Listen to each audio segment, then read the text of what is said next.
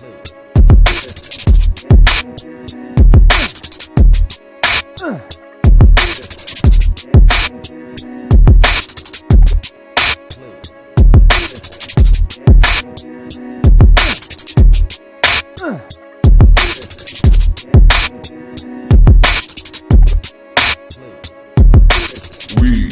are Legion. What is everybody? Welcome to the Legion of Comics. I'm Mark. The background noise there is Remy Q Studios, and my buddy, the Comic Vet, is here with me tonight. And we've got some cool stuff to talk about. I'm really excited for a lot of it. So let's get right into it. But before we do, check this out.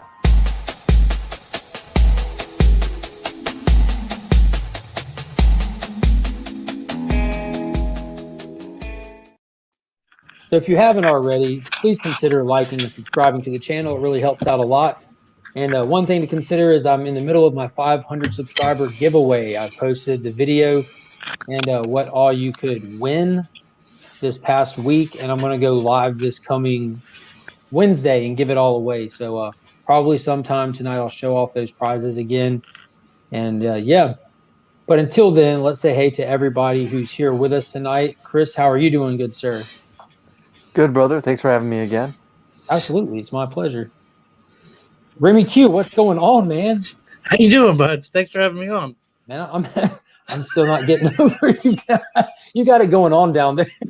Sorry. I thought cracking up. I just thought it'd be a little bit fun. You know what I mean? Absolutely. Why not? That's what we're here for, to have fun.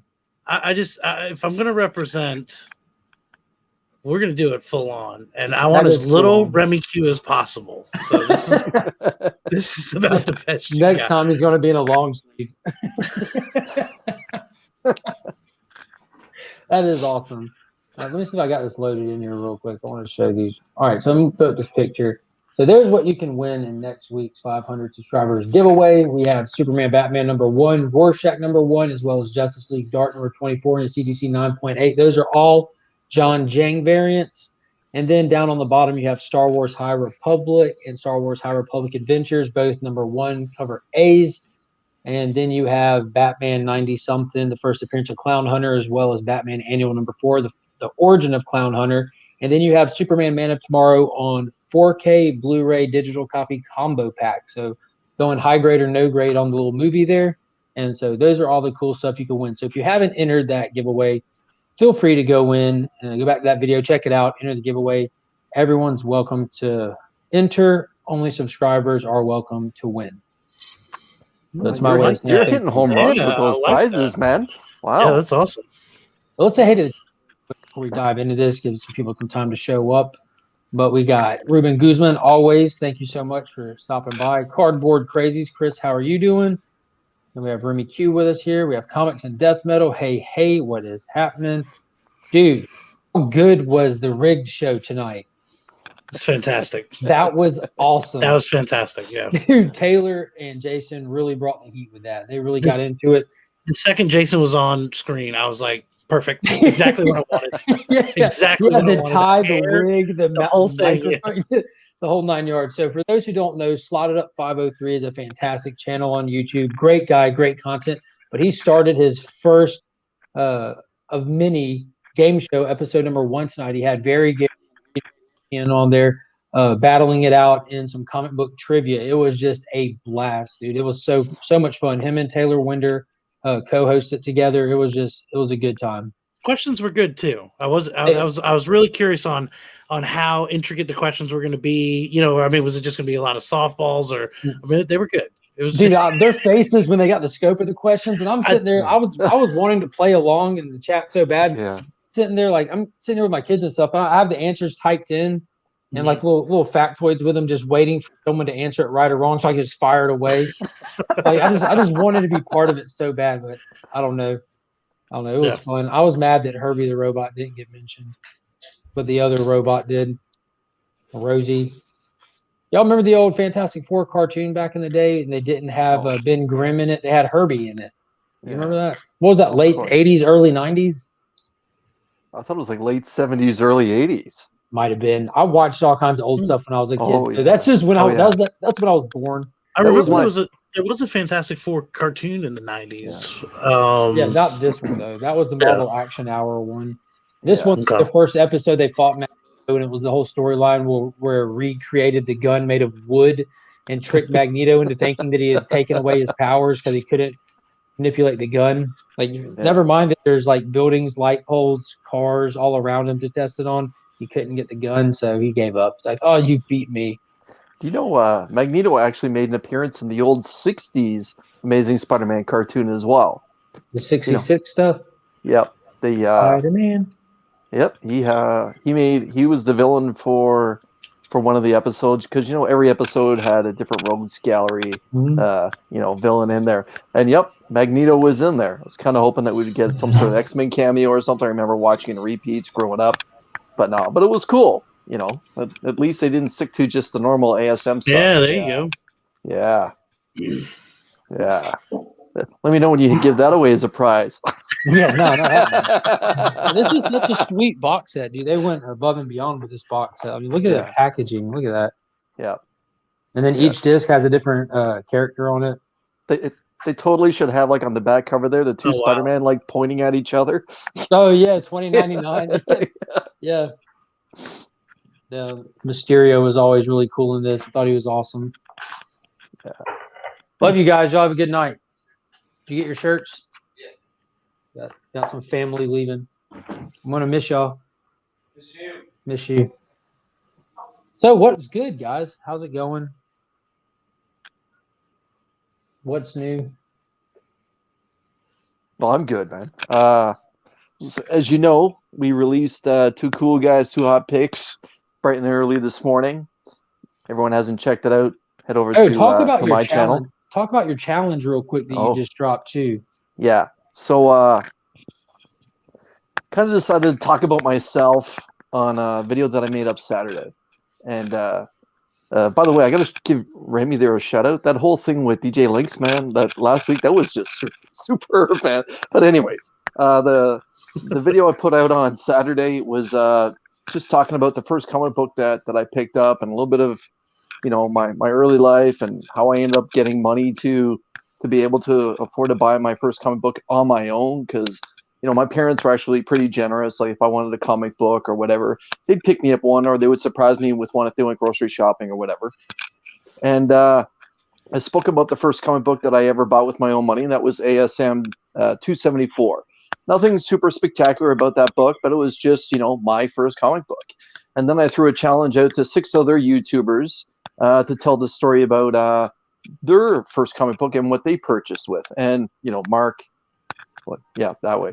I challenged Mark as well to create a video and then challenge 3 more guys that, 3 YouTubers that he likes. And hopefully, if we can get 2 or 3 of these guys to do it and so on and so on, well, then maybe we'll find out a little bit more about, our favorite YouTubers in the community and the first comic book that they ever bought and, kind of what got the ball rolling for them. So I stayed up late last night surfing the web with my dad on speakerphone, and we were just going through window shopping Golden Age books and talking about his Golden Age books and stuff, and really just laughing at, like, I made the comment to him, like, I thought I was doing pretty good in life. We pay our bills. We don't really want for nothing. We're able to do fun stuff. And then I went and looked at Golden Age comic prices, and then I feel like I'm a complete loser all of a sudden. You know what I mean?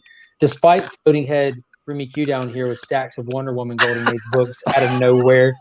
I'm just saying, but that's when your video posted. So I watched it while I was on the phone with my dad, and he heard it. He's like, I've got to sit down and think about the first books, because he could remember going to the store when he was a kid, getting a little bit of money to be able to go to the spinner rack, and he didn't buy just one. He said he bought a few. So he's actually racking his brain, and he's been looking through his stuff today, trying to trace it back to his first. And I've been thinking about it, and I absolutely cannot, for the life of me, remember the first comic book that I bought with my own money, because comics were just everywhere ever since I can remember. Since before I was born, comics were just part of my household. But I'm going to try to trace it back to as far as I can remember. Like, it might not be the first actual one, but I'll come up with one for sure and put a video out probably Thursday or Friday. That'll be my video for that day, and it'll be fun. So I might trace it back as far as I can, or I might take it back to the to just like the first big moment for me, since it's It's just kind of just not the case for me. I just can't remember. I don't even know if I'd still have an early book that I picked up when I was a kid. I have a few of them that I know were just like dollar bin books over the years that I still have. Like the first Monica Rambeau was Photon in Avengers Unchained, not as Captain Marvel, but when she became Photon. Right. I've had that since I got that off the shelf because it had Legacy on the cover, and I was a big fan of Marvel, and more than that, Marvel's Son Legacy, like the first appeared in the Silver Surfer Annual and all that. I still have those from when I was a kid. I might talk about that Silver Surfer Annual because I do remember that, and I was pretty young for those. But yeah, but it's a cool concept. It's definitely a fun conversation to have, and it's fun to spread that through the community. It's funny to think how you were talking about you're going to trace it back. It's kind of, it's kind of like looking back into your family history. Almost, it's like, all right, you start digging through, short boxes or whatever, and just try to remember what, what led to what, what characters you had, and. Now, this makes me wonder: are y'all short box fans or long box fans? For me, growing up, I love the big box just because of the fact that money was tight for me growing up. So if I had one big long box, well, then that could be a few months worth of just books I can continue to throw in there. But now, the way I collect books today, I'm definitely more of a short box guy. But big characters get their own box and then split it up by independents, and everyone's got their own way that they want to store their books. But yeah, long boxes do take up a lot of real estate. Let's be honest. They do. You can't really stack them as good. I mean, I do all long boxes. I do have short boxes, just like hold some overflow trade paperbacks and don't fit on bookshelves and hardbacks and stuff. And then I have short boxes and for all my Power Ranger stuff. I'm up to like 3 short boxes and then overflow. I need to get another one because I have the Power Ranger boxes. Couldn't help myself. But I think I was thinking about it because I added another long box today and was moving stuff around. I'm like, would it be easier with short boxes in here, especially like those hard plastic ones that you can stack really easily? Yeah, those are the ones I use. I actually paused because I've never had an actual short or long box. Like a standard box. Like I just use boxes or stacks. I like stacks too. Stacks are good. But I mean, and I just happened to look because I guess I have a box, but it's just like a regular box that I just. That's a nice box though. Put books in. But like everybody has like special boxes, and I've always said I was going to invest in getting some like fancy boxes, but I never have. How we doing, man? I love. How long have you been down there? About 10 minutes. Holy bejeebus! It's okay. I missed you. No, you're good, man. Dude, I love the green screen. It's great. He's the man. I couldn't get it. I didn't get my Legion T-shirt fast enough. I haven't ordered it yet. So we're gonna make one. That's right, man. Yeah, that's what it's about. Compete with technology at its finest. Yes. I love it. Justin, look at that comment right there. Boom. Oh yes. So I have 5 and 4. And I'm playing around with some variants about collecting on eBay. There's a couple of nice ones. Yeah, there really is. And they didn't go crazy with it too. So it's one of those things you can collect them all without just breaking yourself or taking up a lot of space. I know. They didn't. Now we live. This was my first comic book ever. Hold on. Very nice. Which issue is that? Number 20. Nice. First appearance of Daredevil, and I think a couple more. Stuntmaster, Karen Page, Deathstalker, and yeah. So I've been building my own humidifier, so I can crack this open. I'm actually gonna make a video probably tonight, and I'm gonna try and get it to a 9.0 because I really feel like I can. It's just wrinkled and very dirty on the back, so I know we can do better, and then eventually start to help other people too. Have you checked the grader's notes on it? No, I know I need to, and it's only $5, so like, why not? Yeah, in case there might be some kind of internal issue with the book that you're not seeing. Yeah, that's actually a really good idea. But yeah, I built my own humidifier. Got this little tub And then I bought, so the purpose obviously is you don't want it to stick to whatever you're building, right? So I got waterproof netting for fish tanks. So it's super durable and the book can just sit on top of it, no problem. So I just need to mount it and then it's good to go. You're bold. I would be afraid to do anything like that. Well, I've been practicing with I have a pit number 2 and a pit number 3 and number 1. But yeah, and they showed up in really bad condition. So I got them almost close to perfect. So they just need that final touch, and I believe they're in the 9s. So it's been fun to play around with. You're talking Dale Keown's pit, right? Not Marvel's The Pit. No, I can show you. Number 1, 2, and 3. Oh yeah. Yeah. So this is the last one that's a little nasty. So I can clean that up, no problem, but I want it to be perfect. I mean, I've gotten really good at almost everything, but just the cleaning and just the fine, like close knit stuff is just what I need to practice a little bit more. Now, what kind of presser are you using? I use a standard t-shirt press. It's probably around like a 12 by 15. And then I spent about, I don't know, probably a full weekend playing with the temperature and just taking notes about what worked and what didn't. So, yeah. And in all honesty, how many books have you roasted? Because I hear people talk about how you're always going to not necessarily roast one, but you're always going to lose a few along the way when you're figuring it out with the dollar books. Honestly, I never have. I wanted to. I started very, very low, and that was the issue. So I mean, I guess I did kind of cook number 2 a little bit because that was the book I did a lot of. But I started low and just continuously worked my way up, and I found the temperature I think at 185 for 7 minutes on both sides.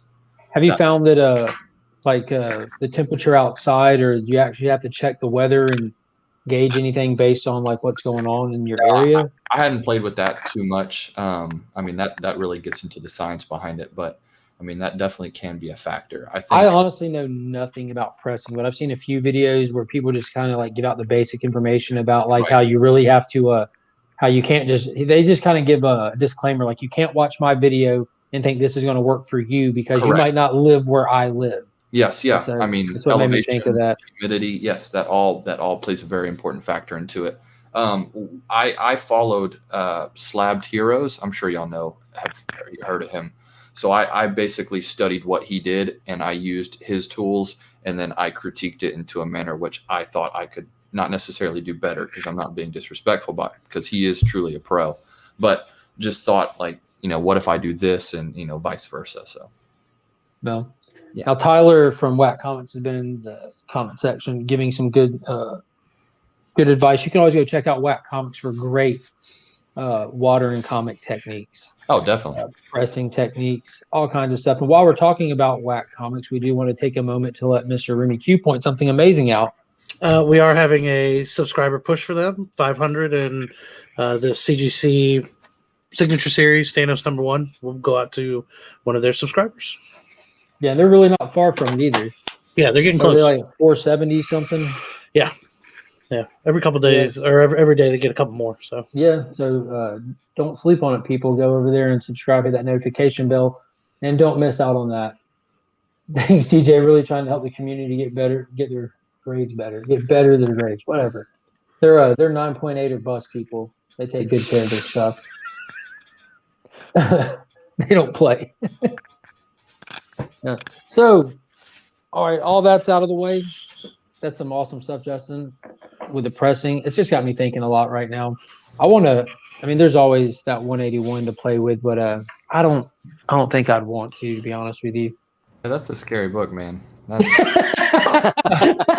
was this guy, because I've been helping people with oh my god books, and kind of soliciting myself just to make the hobby pay for itself. I really do believe I can do a good job. Like my Venom 27 cover B, the one where his mouth's open really, really big, I sent that to CGC, and it was riddled with injuries. And I think it's going to come back at 9.8. So we'll see how well I did. But this guy at the comic book store was Spider-Man, the Amazing Spider-Man. I think it was 139, that yellow cover. The Punisher. Yeah, and he was like, how much you charge me? I was like, man, I don't I love that book. I would love to just touch it, but I don't know if I feel comfortable with cleaning that. It's just that's huge. I have a Miss Marvel #1 if you're up for a challenge. Sure. Yeah. That I'll give to anybody to try if they're. Yeah. We call it the infamous M comic because it's shaped like an M. Yeah. Why not, man? Yeah, I'm up for a challenge. Sure. I don't think there's anything. There's nothing color breaking. It looks like it just was thrown in a corner and left for a couple years. So. Yeah. I'm gonna. Dude, I'm Finn took an absolute carnage when I did that unboxing for the Two Brothers mystery box that I bought just to kind of help Dustin fund his journey to TMNT #1, third print, I think it was. And there weren't really books I were into. There was kind of newer books. There wasn't nothing crazy, but Finn did the unboxing with me, and I'm going through the books and moving them over, and I look over, and Finn has Ultimate Carnage rolled up like a telescope, looking through it, and I just let him have it. Before, I went and set it in a stack of books, and then I went back later and looked at it. There's nothing wrong with it. And I use it and pass it along to somebody else as a little freebie book, and they got it, showed it off even, and there's nothing wrong with it. Sometimes they can make it. Comics aren't as fragile as people think. No, they can be, but they're really not. It's really just as soon as you break the color, then it's really screwed. Other than that, you can do anything you want to it. I mean, especially with the new paper, that's been really tricky. We only find them when they're dead. Those are tricky because of the color on them. The paper, it's so much harder. It's like you don't want to burn it. Have you noticed how with some of the newer books, since you're like probably really looking at the paper stuff, I've noticed with some books that I get, it almost feels like you can smudge the ink still, like with all the heavy blacks on it and stuff. The ink is not all the way dry on a lot of these new books when we pick them up on weekdays. Right. I felt that way very heavily with Future State books. Yeah, definitely. I think it was Future State books that I even noticed it with as well. Mm-hmm. And I mean, I looked through every single copy of the Flash Future State #1, and I still couldn't find a copy that didn't have some type of rip or tear in it. I was just really let down. So, Tyler, I just added you as a moderator. Put your channel link in the chat, please, so people know where to sub to. I see somebody was asking. It's going to be Tyler. It says Shattered Glass Comic Reviews, but that's not his channel. The channel that he uses is called Whack Comics. Yeah, so since Future State is over, DJ, you're a moderator now as well. And there's Panda. Mod him up real quick. But Future State's over. Infinite Frontiers here. What's everyone's thoughts? I was impressed with it. I know I've been talking a lot, so I'll let someone talk. I know Suicide Squad went all violent like it was an independent, so I was happy to see that. And Swamp Thing, well, I thought Swamp Thing was probably the best read of the ones that I picked up, including Infinite Frontier. Yeah, Swamp Thing was definitely my read of the week, hands down. I'm going to try to take this in a little bit of order real quick because there is a little bit of order to it. Infinite Frontier issue #0 was really the kickoff for it. So this was just like DC Rebirth one-shot that they did where you kind of just get a small story that explains why we're peeking in on seeing where all the different heroes are at and what's going on with their lives. So the way that they did that in this, I really loved. It reminded me of Kingdom Come, and they did it with the whole Spectre tour guide thing. It was really cool. So it was cool to see where everyone was. That was straightforward. We did get to see the origin of Peacekeeper #1 with Officer Mahoney in Arkham Asylum. I thought that was really cool because the dude was a legit hero, like a legit hero, saving people, holding it together in the face of just absolute madness, which I thought was cool. And I finally got to read Suicide Squad #1 today, and what an awesome little plug in there where the whole events of Officer Mahoney trying to survive Arkham Asylum assault, the Suicide Squad's in there at the exact same time breaking out Talon. I'm like, what? Chris, you said it. This book kind of went hard. It was almost like an indie comic. Yeah, for the violence, for sure. I like the comic relief with the character there that was quoting all the movies and the films. I thought that was I thought that was well done, and I'm curious to see what. Are we going to talk a little spoiler here? Oh yeah, full spoiler. I'm curious to see how they're going to tie Superboy into it all. Yeah, that's going to be interesting. I saw that too. I was very caught off by the violence of that book. I just didn't see it coming.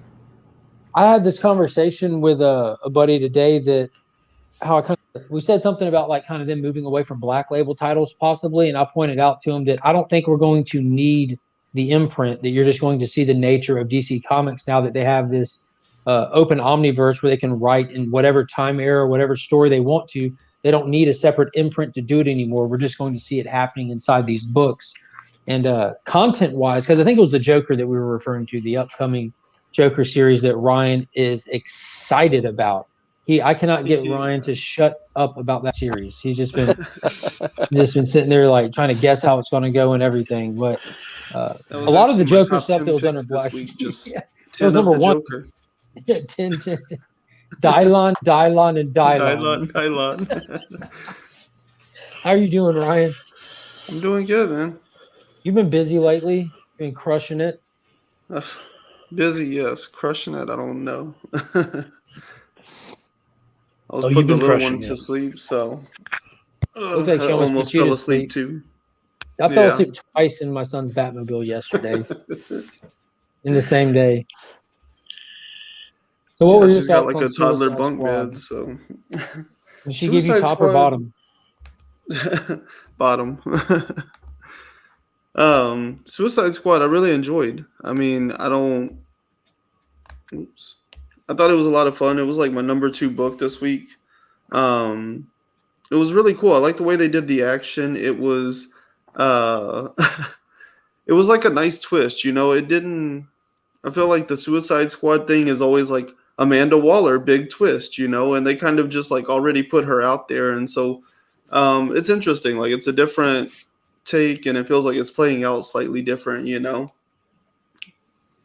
I like Rick Flag. He was pretty cool in this too. I The way hated that he he was got like dropped standing down. up to her. Yeah. Yeah. I get, dude, like Amanda Waller is such a great villain because every time you see her in action, you legitimately are frustrated and want to jump in the panels and hit her. Like they always are able to so well in comics. I don't know why. She's just seemingly just powerless woman who's just got a computer in front of her, but she somehow always has the upper hand. It's just so frustrating. Yeah. Now, I thought it was cool, like in a classic Suicide Squad fashion, they dusted the team. Like I'm like, this is an interesting team. I'm not too familiar with most of these guys, and coming to find out, it doesn't matter because they kill all of them except Peacemaker. There, that's it. He makes it. He gets Talon out. How much of a push Spoiler do you alert. feel like that was for the movie? How much of a what? Like a push, you know, because isn't John Cena playing that character? Yeah. Oh yeah. This is definitely a major push, like with Black Adam forefronting in Justice League, with Peacemaker being brought into like the limelight. This is definitely, they want to spotlight people and get people interested in their movies, you know. There's even rumors about Cena getting an ongoing TV show playing the character. That's HBO Max. That's greenlit. They even announced the Vigilante is going to be in it as well. Wow. I mean, are y'all fans of John Cena's acting and like some of these squad members? I'm impressed with the casting. I think he fits it good because I think he's supposed to be a douchebag. And like in all seriousness, like I don't think John Cena's taken any warts on, but I think he could play that role. Yeah, I know John Cena described him as like the asshole Captain America. So Exactly. It sounds like that's what I'm he's saying. got it. Can't see me. I can't see. I'm a fan. I like him as an actor, though. I mean, he's surprisingly funny. Like the guy is like really funny. Blockers. Yeah, I think it's for him. It's going to be interesting to see because he hasn't really done anything other than silly comedy, right? You know, you know, even yeah. Well, he's done a few action movies early on. Like I think it's called like 9 Rounds or something like that. Yeah, he did like the those Marine, WWE but yeah. movies. Yeah. The Marine movie. Yeah, 9 Rounds. I don't remember if that's the name of it. Something Rounds, but it could have easily been like a prequel to Die Hard movies, like when he was like John McClane was still on the force. It was actually was actually a great action movie, especially like for the time era it came out. It was really fun. But now He's that in Ryan's here, Trainwreck. He's hilarious in that. Probably Oh, the best part of that movie. oh my God, well, yeah, LeBron was pretty Amy good. Schumer. True. Well, I'm pretty sure that the entire panel read Swamp Thing, right? Yes. Justin, what were your thoughts on it? I was definitely. Can you hear me? Oh yeah, Okay, cool. I was definitely caught off guard because you remember I remember telling you that I read everything else but that. Like I read Yeah. Berserker, Batman, and everything like that, and the artwork was phenomenal. So I loved that, and then I was very happy with, and I think that they're doing a pretty good job of making these stories a little bit more shorter. You know, like a shorter run. So I'm happy to see where they go with it. I did read it digitally, so I think that made it a little bit better for me. Like no ads and no advertisements, and just quick and to the point. Because I've never been a Swamp Thing fan, but it was really cool to read something different. So I liked it. I think it was a really cool story. Jeremy, what do you think? I love the way that they patched together the like airplane scene. To me, that was really phenomenal. You know what I mean? They really hit you with this like this big wow moment. And then, I mean, it was kind of like a movie played out, and they bring you back again. And it was like, okay, all right, now this is where we're actually at. So I enjoyed that. And I thought the transition between the different areas that they were going like all around the world was pretty interesting too. It was really nice the way they did that. So Was this your first Swamp Thing read as well? anything new? Yes. Have you read the Alan Moore stuff by any chance? I know it's a little bit older, but Yes. so how do you think how well this writer does kind of like writing in that kind of flavor? I mean, so I'm really interested to see where, I mean, the way that they ended this, I'm really interested to see how they do this particular person. You know what I mean? And how I guess he embraces this role. And so that was the thing, is it's like they really sucked you into the beginning. I mean, it's the first issue, but you know, I mean, that's the thing, is that it definitely made me want more. So that's where I'm curious on where the character ends up. That was my biggest thing. I didn't understand the ending that much though. I know I'm a little. You didn't understand the ending? Yeah, when when he flies out of the tree. Yeah. It's because he's being rejected. Like, it's hard, like, because he's becoming a thing. You know, that's what the thing in the desert is telling him. He's becoming a thing, and a thing is basically like the next evolution. Is how the guy in the desert presents it. You know. Right. And so he's being rejected because he wasn't able to win that fight. He's being kicked back out as a human, so he's not ready to evolve. He's still becoming. Yeah, they liken being a thing to an idea, and you can't kill an idea. So if you're meant to be the thing, you will come back. But until then, adios. Gotcha. So he does. I don't think he's fully aware of what's happening to him. Hence, like the nightmare on the train or on the plane, and he'd snap back to it and everything. Right. So he's having these blackouts apparently, and he doesn't realize that he's becoming one with the green, is what it's looking like. No. Well, and even when he encountered the guy in the desert, he was like screaming for help, and it was really, I mean, that's what I mean. It was interesting the way that it lit, like you could see this was brand new, and he's got no clue what's going on, and so that's why I said I'm so interested to see like how exactly what you said, how he embraces the green and how this whole thing. Because it definitely comes off as like this is like one of the first times he's turned into the Swamp Thing, and he doesn't really know what he's doing because he comes out of there just like his whole face is like they lean into the horror so well. Like I was so impressed with how well they did that. Chris, what'd you think? Whenever he starts getting beat up and just like getting destroyed, like that was so cool. I really thought that it did have a nice sprinkling of Alan Moore flavor to it. The whole this can't be happening to me. I don't want this to be happening to me. And I like the fact that it's not in Florida, that it's in the American Southwest. Like that was a nice curveball. And the fact it's a non-white character. I believe he's an Indian, right? And I just like to add there's not a lot of green to work with out there. No, and I'm like, okay, this is going to be interesting. We're going to talk about the American Southwest. Let's do it. And with a non-white character, but yeah, I believe it's supposed to be a 10-issue miniseries, or this arc is supposed to be 10. Yes. But yeah, I'll be picking up number 2. Series. Yep. So I'll Tolt be picking says up something 2. here. He says it's too soon to compare Swamp Thing new to Alan Moore, but I like the vibe I'm getting. And I'm Right. gonna have to disagree with that on a certain level. Like if you read the Future State stuff, he absolutely leaned into the style of, like, I don't really know how to say it. Ryan's a lot better with words, but like Weaving. I don't Like know. introspective. Yes.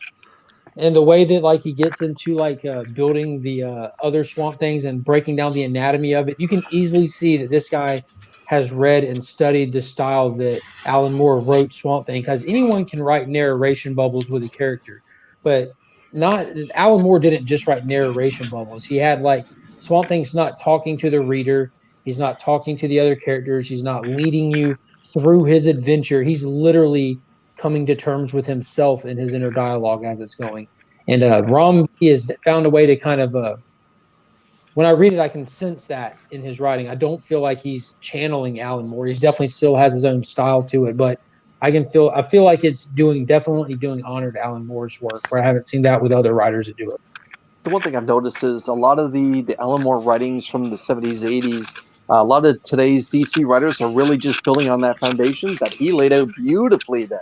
Because a lot of hardcore Alan Moore fans will obviously say that his Swamp Thing stuff is actually by far his best, better than Watchmen, better than Killing Joke. So, yeah. But, for me, it'll be the Killing Joke. But yeah, I understand the Man of Tomorrow. Right. But I understand that how important Swamp Thing is to a lot of hardcore DC fans, and Alan Moore is the reason why they should thank him. Yeah, the Man of Tomorrow. Yeah, I agree with that. I really like the villain that they have set up here. Somebody who's really embraced being a thing and being something awful with it, and to compare and contrast that with the other guy. Yeah. And so I think that's a really cool villain to start off with. I love Alan Moore's internal dialogue. Like, it's just like this constant, ongoing struggle in his head to accept and understand where he is and what he is, and that's something that Ron V really tapped into here. I love how it just kind of like flows into this prose and kind of like brings you back somewhere else, and the way that they compare and contrast, like Levi, it's always green, and then the desert is very orange and stuff, and so it makes those two colors like clash, and it really exemplifies the the combat he's going to have with this thing in the desert. So I like it. I love the way they introduced it with that becoming sign, like, to me it was like if a TV show opened, like, you would see the dead body, and then you would hear the voiceover kind of pan up to the guy, and then it would just kind of widen out, and you would see that in digital, like right behind the guys, like, and it just, to me, that expressed how vast and open, like, the desert and the Southwest is. Like, it really set the tone of where we're at. Well, I think we're all in agreement that we've enjoyed it. I've been in a lot of other live chats and had a lot of other conversations. It seems like across the board, it's been pretty widely received well. Like, he's on to something here, and I hope it holds. I had high hopes going. Like, we talked about stuff, how impressed that was. We were both looking forward to this, where we had noticed it, but we weren't like, yeah, for sure, we're definitely going to look at that. So I think he transitioned well from Future State to this, and these two are not connected at all. I still recommend, if you guys haven't read the Future State 2 issues, go back and get them. It's just 2 issue standalone story, $3.99 price tag, absolutely worth it. Yeah, they were really good. And I like hearing everyone build up a book, because I think it's time to possibly tear down a book. Did anybody else read Crime Syndicate? I did not. I did not. I'm not about to tear it down. I'm about to fight for it if anyone wants to go at it. I'm excited to talk about Batman and Berserker. Let's keep this one quick. Yeah. What did you think of Crime Syndicate? I wanted to hear. That was just a basic, classic team introduction book. Nothing more than that at all. This is issue 1 of 6. We have they're hoping for a lot of new readers to be hitting DC Comics right now. Crime Syndicate's been around a long time, but this is a reintroduction of the characters to current readers and new readers, and that's the only purpose it served. One thing that I thought was cool was seeing Ultraman as a child. and seeing how his parents, classic Martha and Jonathan, are there to teach Clark values and boost him up. And in Ultraman case, they did the exact same thing, but just to take advantage of those values and morals because they didn't have them. They were completely hypocritical, pumping their kid full of values and morals, hoping that they can freeload off of him, and they created a monster. So I thought that was awesome. And everything else was just, dude, Starro. Enough said, Starro. So between getting Peacemaker in here, Starro in here, they're really with that. I've always loved Starro. Starro was such a cool character. I even like when Scott Snyder created Jarro and he was on the Justice League team. Him and Batman's dynamic was amazing. Best Batman sidekick ever. But anyways, nothing to write home about. Again, it's just a classic introduction book. It felt like Endless Winter #1, Justin. They made sure that they just spotlight everybody and just find a way to do it. It was one of those. But they did take a moment out of that to give you Ultraman's childhood, which was really cool. Yeah, that was definitely the coolest part of the story to me. I mean, it was a cool story and all. Like, it's well put together. The dialogue is like supposed to be like imitating very like golden agey, bronze agey kind of dialogue, and some of it feels a little bit clunky to me. That's not really my style, but overall, it's well put together. And I mean, that Superman story is pretty awesome. The way it turns out, like, oh man, that was a twisted way to play that. It was incredible. Yeah. So I'm definitely excited to see where it goes again. Love the characters. I don't know, just that reversal of roles. They were always cool. My first introduction. I was a little to the bored in the other characters though. Like the Jon Stewart bit didn't really grip me. Oh, it got me when he took him out. They even showed the speedster guy. Yeah, dude. I don't know how you missed it. Did you not read it? He had Atomica on his shoulder the whole time. Oh yeah, they were running through people, busting their faces in with a bat. She's like, turn around and look. His head's gone. You can still see it on your bat though. He's like, oh, that's cool. And he like trips up and runs into a car. He's like, I can't look. I'm going too fast. Yeah, Johnny Quick, dude. This was another one that was really savage. Like Jon Stewart, just the cop that's stopping the robber. He kills them both. He's like, you're abusing your power, and you're a criminal. You can die. Like, wow. Let's get it. Absolutes. Yes. A bunch of Siths. But I'm excited to see where it goes. It'll be cool. I think Owlman is a really cool character. If anyone saw the stuff he did in Death Metal, when he actually one-upped the Darkest Knight just to show that he is the ultimate evil Bruce Wayne, like, Owlman is like a philosophical beast. Like, if you take Bruce Wayne and really just sit him down in a library of how to kill the best way possible, that's Owlman. So we should get some great content coming from him. Anyways, Justin, Wade. All right. Where do you want me to start? Harley Quinn's new outfit, or? Is that the first thing you noticed? Okay, let's talk about it then. I was just rereading it. I was like, damn, dude, they did her some justice. No, I love that they start off with this, this poor dude that the Scarecrow has trapped in this, this machine, and I mean, they have his eyes just taped open and locked open. I don't know what the little tool's called, but I mean, and then you find out that it's Bruce. Like, that's like, how are we going to get there? I love it. So it really is, the hero is in danger here, and I like that, because the previous Batman stuff, like it really wasn't all that. It's weird seeing Ghostmaker as kind of like the sidekick in a way or whatever. So that's going to be interesting to see how they build that up. And then I loved bringing back Robin. I really, really did. I think they're trying to attack a younger audience, but I'm fine with it, because I'm a huge Robin fan, just like you are. So I'm excited for the book. I think it was a great start, leading off Future State, that hype, and then I think it's a way better start than what it left at before Future State. And we got the first official cameo of Miracle Molly in here as well, Tynan's next creation. Mm-hmm. And me personally, I have such a bad taste in my mouth from how Ghostmaker was handled previously, right? That I'm not at all excited about Ghostmaker moving forward. So I was kind of happy that they went ahead and they just put him out. The mystique and the mysteriousness of him is completely gone. Yeah. You have him out there just in his civvies, hanging out in a garage, like Ryan said and previously, and he's just mask off all the whole mystery of if he can see or not see. They didn't even care to address that. They're just So I'm hoping that maybe with all these characters, Tynan can get us to enjoy one of them enough to kill them off and make it be like a decent sized death that might matter without like doing another Alfred stunt, you know? Yeah, we need a big build up with him. He needs to either matter or just disappear. I mean, One of the two. yeah, I agree with that a lot. But artwork, story, all of it, even the cover. I bought cover A. Ooh, I loved the it. colors, the Yes. colorist in this caught me off guard. Yeah. Like, because of course It's actually what I was just looking at. I mean, this is it's like some of the most beautiful. I mean, the world itself is unbelievable. Yeah, aesthetically, the book, like, it hits. Scarecrow's the line is work's cool. great. The colors are amazing. All the shading and everything. Yeah, This is the one that I had to pause and I just had to look at it for a Yep. while. I have that on my second screen right now. Yep, Yeah, that's just, jeez. that'd be a great cover. It's a 180 Story-wise, from I where don't they've been know. going. Yeah. Like, it starts really strong. I like the beginning, and then once Ghostmaker shows up, like, the book really loses me. And I like that he's seeding stuff. It all felt too passive. He wasn't like actively building any one of those stories.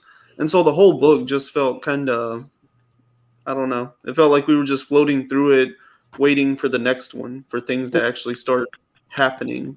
And I'm kind of tired of that after the 5 we got before this, you know? Yeah, I could. I'm see trying to not hold those 5 against this one. Like since Tuesday when I've read it, I'm trying just to let that go and just think of it like remember what happened with Flash, how they just had to fill you in with they had to fill the shelves for a while. And I don't know if it was like that wasn't his initial plan, because I have heard that he planned on stopping at 100, but that he ended up getting talked into or contracted out to stay on for longer. I don't know if that's true or not, but if that is the case, having to at the last minute throw another story out there for 5 issues. So I'm hoping this is a real good starting point.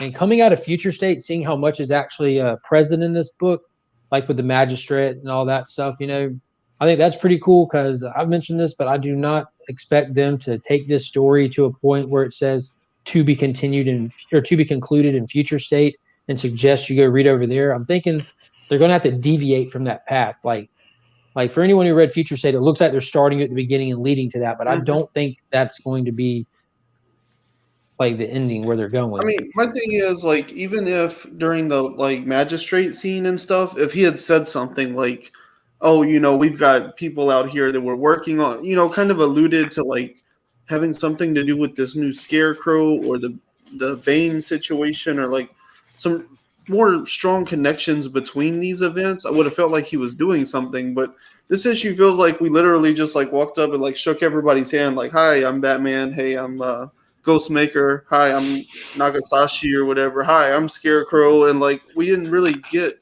anything. Like, I feel like we don't know anything more. And while I'm trying to drop my hatred for those last 5 issues, this is the 6th issue in a row where he's done, like, this super passive storytelling. So when am I supposed to expect him to come back, you know? Yeah, that's a good take. I thought it was a transition book at best. Like, I thought it was aesthetically, like Ryan mentioned, it was beautiful. It's a total 180 on where the last few issues, last few issues have been. Even Mark showed some pictures. I thought it was aesthetically beautiful, but when I was done, I was just like, transition book. Like, okay, let's see what happens with the next one, or the one after that, or are they just setting up and that's what I'm for a afraid of. It punchline feels two kind of like thing with kicking Molly? it feels kind of like kicking the can down the road. Like, I understand we got to, like, transition at some point, but I just feel like we're always saying, but once he gets to the action, it'll be good. Once he gets to doing these things, it'll be good. But when do we expect that to happen? Yeah. This I kind of likened it to like what the Infinite Frontier Zero was, just kind of because the Batman book itself is just such a vast world. Like and especially with him creating new characters every other week and taking all these different angles, he even had to split off and do a secondary Joker book to keep track of Joker, Punchline, and Jim Gordon.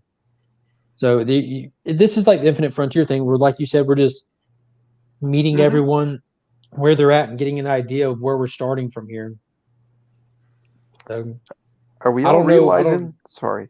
Go ahead. Are we all realizing that Tynan actually does better stuff with independence? Oh yeah, me and we've been preaching that. I know we mentioned that last week or the week before, but like again, it's okay, like this is arguably the franchise for DC, and again, it's a transition book.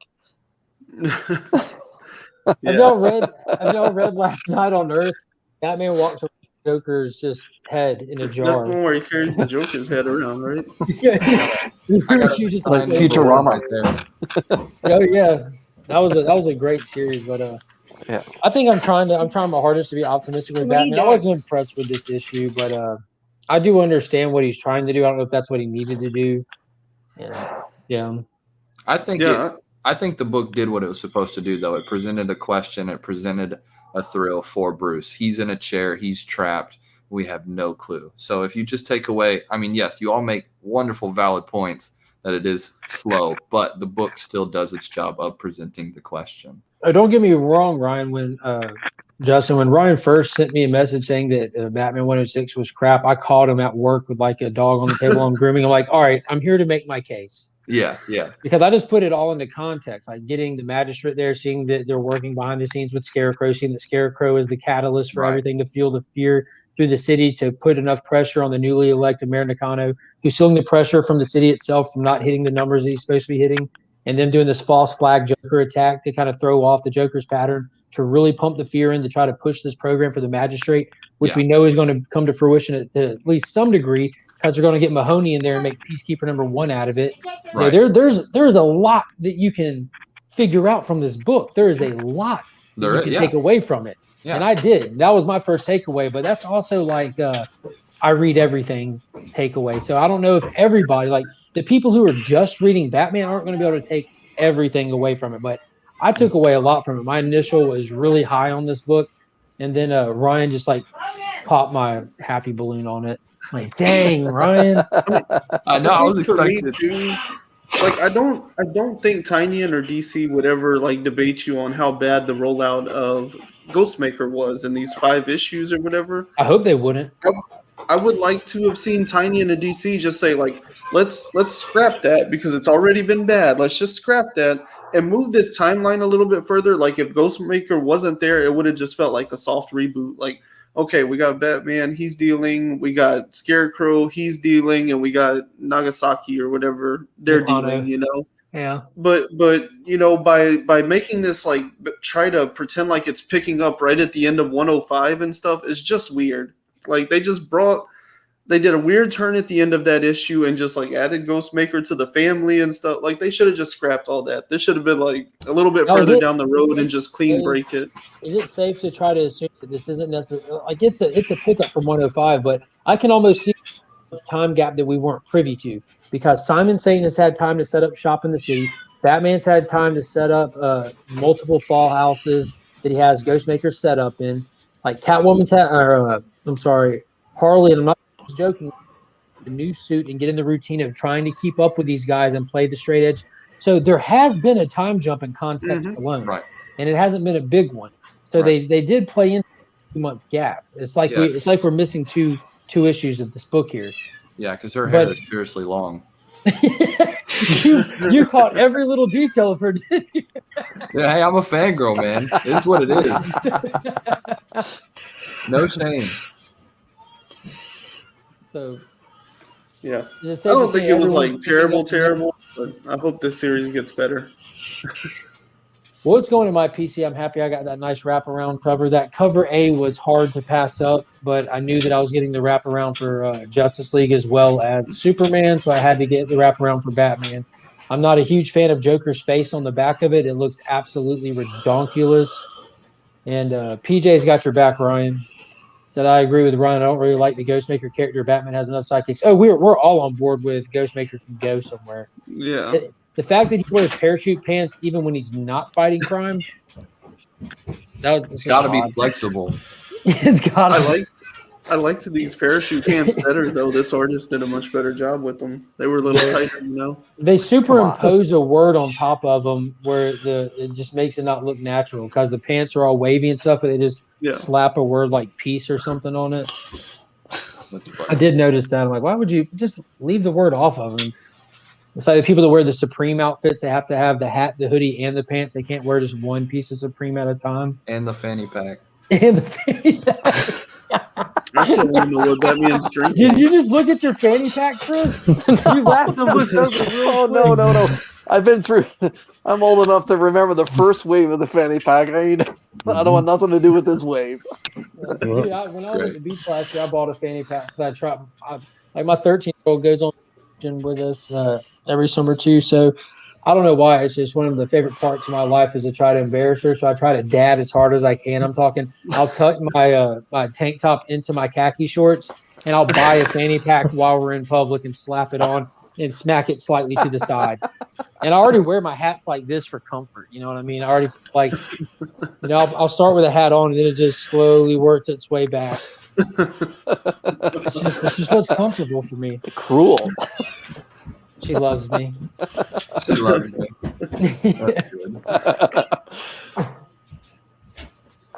What else did y'all pick up this week? What do y'all want to talk about?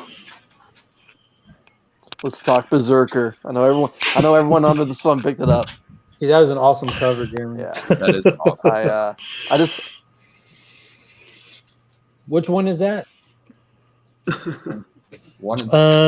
That's a 1 in 10. Yeah. No. It's the Ooh, 10 or 25.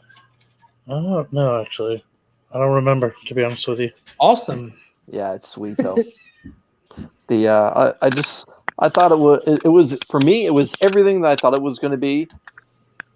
But stabbing a dude in the neck with his own, or stabbing a dude in the neck with someone else's rib. My God. All right, if Keanu came up with that one, he's a good writer. That part was intense. Yeah, I thought for what it was, I thought it was a fun. I thought it was a fun read. Now I'll be honest with y'all. The art in the inside, huge fan. I like the Romita Jr. style looking art. Ron Garney in this was not far off of it. The colorist in it, the work that they did on it, it kind of, it almost kind of like, in my opinion, almost kind of like made it look more like Romita Jr. than his stuff normally does. Like you go back and look at Ghost Rider stuff of his or Daredevil, it doesn't look this Romita, but this looks very Romita Jr. to me, and I love that. Like when Romita's on his game, because there's on your game Romita Jr. and then there's Action Comics at the end Romita Jr. and that's not even, it doesn't even look like him from the same artist. He mailed it in a few times. Let's be honest. Yes. Oh yeah. But it was absolutely insane. It definitely, for an issue 1, I feel like this book delivered exactly what it was supposed to deliver. Just shock over the top violence. Yeah. Where was it going to stop? Right. I mean, literally, it was through a building, destroying, tons of dudes, jumping out of a building. Yeah, I mean, grabbing blow the up a bomb, van, shoot your nose jump off. into an armored vehicle, run it into an airplane, blow up the plane. It was like, where does this end? What else can you destroy? The whole city was in shambles. Have y'all seen the movie Shoot 'Em Up with Clive Owen? Yes. How it's just nonstop. That's what it felt like. And I think it wanted like that. I mean, it literally starts with him casually walking off of a helicopter. Just, here we go. And it didn't stop till it was all over. And like Jeremy said, it was all destroyed. So, just brains on knuckles. That's all you got. Ribs and necks. Like that was. Come on, man. Like I read it. I've talked about it with a few people. I went back and went through it again. And yeah, I enjoyed it more the second time because I knew what I was getting into even more the second time. Like if I'm not reading this to be philosophically motivated. I'm not reading this to feel happy and hopeful. I'm reading this because the name of it's Berserker, but they don't know what vowels are. That's why I'm reading this. You don't have time for vowels. We don't have time for words hardly at all. Like it's just an action over in your face. Wham, bam, thank you, ma'am. But I am intrigued to see where they go from here. I don't think any of us know. He just doesn't die. He doesn't regenerate on his own. Doesn't look like. He just doesn't die. Mean, based on what I saw, he's invulnerable. Because even if you can live forever, if you jump out of a helicopter and blow your knees out, you're not running very far. So he's got to be invulnerable, right? Yeah, he's got to be tough. Yeah, I kind of thought it was just like, sorry, Ryan. Oh no! What is that, Ryan? Justin? I was wondering because he had popped a couple pills when he was doing it. I was wondering if it was. I mean, does he still feel pain? Does he still realize? I was wondering if that was the deal with that, is maybe I mean, he can still feel it happening. It's just it doesn't they were kill him one of the big necessarily. ones to me is Suppressing. whenever they shoot him with the like mounted 50 cal and he Yeah. just runs like it's not even nothing, you know. Like even if you're invulnerable, like those bullets have a lot of weight to them. And if you're punching people's faces off, how strong are you? So does he have super strength and vulnerability? He's immortal, and it looks like he at least has some sort of healing factor, right? Yeah, The strength is definitely there, because at one point, like with that armored vehicle, I think he kicked through the windshield. That was just just inside. So I mean, it was. But he didn't just kick through the windshield. That single kick went through the windshield and through and a the face. dude. Through a man, yeah. And And the dude, yeah. Through a man. That's about right. Their Yeah, head that's has about to right. explode. I thought the character was just, you can draw parallels to everyone's favorite, Canadian superhero there, but with a lot of things they can do, like they borrowed from this and that, and then they threw in the John Wick part of it all. I thought What'd you say, Superman? I said Alpha Flight. Alpha Flight. The dude that Alpha Flight was always chasing that guy. But yeah, The Hulk. yeah. But I thought it was fun. I thought it was a fun, light read. I'm sure they're gonna give us a backstory by 3 and You just 4. called But this a light read. yeah, it was a light read. Like, okay, it was like, oh my god, but Words wise, it was a light read. like. Yeah. You said that they dropped vowels. They dropped the consonants too on many pages. Like, Dropped everything. Yeah. let's just see what this dude can do over a span of Initially, 500 years. I didn't like it. I just thought, well, that was something, But then, actually, when we were talking about it, when some of us were talking about it on Thursday, I was like, yeah, you know what? I guess it did what it did. That's exactly what it's. Right. We're gonna punch through a bunch of people's faces and blow up a lot of vehicles, and there you go. It's exactly what you wanted to. Ryan, or Justin, what do you got? I did enjoy it. I'm gonna agree with Mark 100%. I was just like, when I read it, I was just like okay, I guess this dude's just perfect. Like, he can do whatever he wants. And then I honestly thought that the pills were kind of a suppressant to all right, we need to chill you out. So I don't know. I don't know. It caught me off guard just because I have been reading other things that like the story has been so impactful, like We Live, and the artwork has also been there as well. So I felt like, I don't know, I've just been used to a different type of art and a different type of story. So reading that definitely threw me off a little bit. Dude, it's like riding shotgun with Vin Diesel, and you were looking out the window and he just hits the nos on you. I just whoa. Yeah, it was just. I was okay with that. Yeah, Absolutely. It was a good distraction book, but I mean, that's about it. Dude, just like how I feel about my Tom King books, how like I wouldn't want everything I pull to be a Tom King book, because that's a specific style of book. Right. It requires a specific mood to be in, and you just take away so much from it. This is the same thing on the other end of the spectrum. This for me is what Firepower is for Ryan. Like, not saying that jokingly, but how you enjoy it because it's a quick read. It doesn't require much to it. This was that to me. It even had dialogue, just like Firepower. Yeah. But for me, visually, this was a lot more enjoyable than no dialogue and just looking at family members staring at each other for 17 panels straight, which in the case of Firepower, 17 panels straight is 3/4 of the book.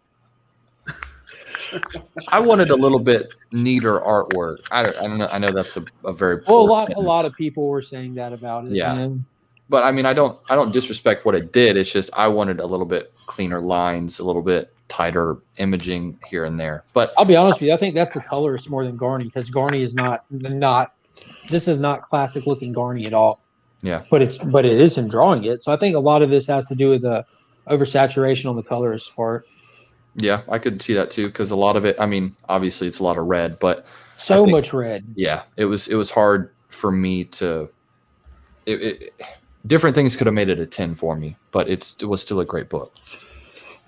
Glad I picked it up. I don't disagree content wise. I think content, it gave us what we needed in the first issue and what this needed to be. Structure and pacing wise, I feel like it lacked in a lot of ways. Because I mean, even if you think of this as like an action movie or an action show, like if this was an hour-long episode of a TV show, it would have been 40 minutes of over-the-top action, and then the last 20 minutes would have been like Contagion or something. Yeah. I just caught something while I'm sitting here flipping through it. You know, when he gets back and they're washing his body and cleaning him off and everything, Yeah. and they're getting him prepped. Can y'all see where they cut his finger off and put it in here? Mhm. Y'all see Yes. what it And they says? take it off. Y'all see what it says? The little container they're putting it in. Weapon Mm-mm. X program. It says Gen Clone. Hmm. It says Gen Gen Clone. Next program. So it looks like they're cloning him, or there's Yeah. a Yeah, little. I mean, because at the end she says, you know, he tells her like, "You make your army and just like help me along or whatever." And so, yeah, I mean, that kind of to me indicates that they're cloning him to try to make like super soldiers, basically. Did you already notice that? Am I the only one that missed that the first time? I didn't notice what you pointed out specifically, but yeah, I mean, I kind of assumed they were cloning him to try to like make their own clone army of super soldiers. Because he says to her, you know, you make your army or whatever. So that's kind of the trade off. They help him and he helps them. Yeah. They're supposed to help him die and he's helping them live. So now that we got the over the top excessive like introduction with the action, like now's where it really counts though, like how well they can craft the backstory and kind of make him stand out as his own, because this is kind of a, I don't want to say it's a recycled concept, but it has been done before, like with Wolverine, for example, with the Old Guard that just hit Netflix that was based off the graphic novel. So what are y'all wanting to see out of this and the actual story content where he's going to be different than some of the other familiar properties like this? I just want to be wowed. Yes. I want that, you know, like you said, that last 20 minutes of the episode to mean something. So we'll see. So I think I've kind of got myself into the right frame of mind for this. I think I'm kind of drawing back from kind of just letting the introduction settle in for a few days. I'm kind of pull back from like, because I'm not familiar with Matt Kent, but I've heard a lot of people say that he writes this amazing stuff, and I've seen he did like Grass Kings and stuff like that. So I don't really expect that kind of writing to happen in a book with no vowels. So I'm just taking that back and just wanting I want nothing but shock factor out of all of this from start to finish. Right. That's Yeah. all only expectation I have now. This is a really weird turn for Matt Kent. I imagine this project is kind of like Tynion taking on Batman. Like he saw it as a way to kind of promote his own name and lift a lot of his like indie stuff up. Because Matt Kent, like he just launched the Bad Idea thing. He's got like 3 other books in production for this year alone. He just started the Fear Case series, you know, so he's got that going on. Like, dude's about to have a big year, and this is like the most mainstream thing he's ever done. And this book is getting so much attention. I feel like he took this job just to get his name out there, so people will see everything else he's got dropping this year as well. Well, if he's kind of writing on that level with stuff with that much depth, this has got to be a breeze for him. He's like, yeah, I'll happily take that job. It's not going to be a hard book for him to write and do it properly for what it is. You know, if people don't go into this looking for a Matt Kent story, but looking for a Berserker story, we all should be fairly happy with what we get. Because again, I'm not familiar with him, but I've heard a lot of good stuff. Doesn't he do a lot of the Valiant titles? He has done some Valiant stuff. Him and everybody's favorite Clayton Crane did a Rise series that's absolutely phenomenal. He did Grass Kings, which is awesome, with Tyler Crook, and he did Folklords with Matt Smith. That was like last year. That one was really cool. How many of these people have you interviewed now? None of them yet. What? I do want Matt Kent, that would be to point crazy. out, because you weren't here when I was shamelessly plugging everything, but Ryan has just started pumping out these amazing trailers that are going to be going out it's a trailer every Sunday for his video that'll drop on Tuesdays. But he's producing the crap out of them. They are amazing. There are images in them. There's slideshows. There's dialogue teases for the actual interview and show, and it's all you set did to a good job. music. And his next one coming up is an interview with somebody who wrote Adam and Eternity, or Adam and the Eternity. No, Adam and Eternity. Adam and Eternity. And when you watch it, like it's like 2 minutes long, but you actually feel emotionally moved from this 2 minute long. I'm not saying that to like toot your horn, but it honestly does. the content of the story, like the scope of the story, and just the tone of the writer's voice speaking on it.